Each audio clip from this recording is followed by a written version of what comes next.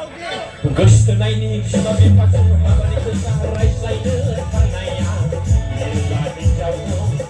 Untuk latih semua percapaian Nilati jauh Untuk latih semua percapaian Jamada itu saya seyang Jamada itu saya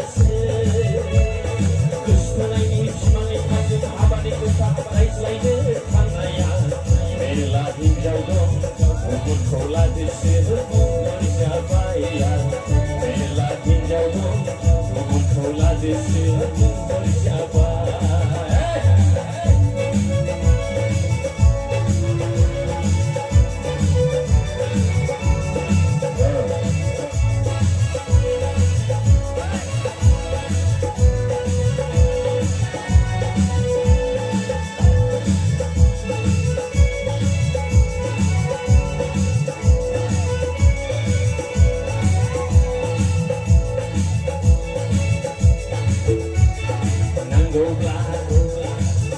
Balon dan horin lain-lain Nanggolah Horin at kain lain-lain Nanggolah Balon dan horin lain-lain Nanggolah Horin at kain lain-lain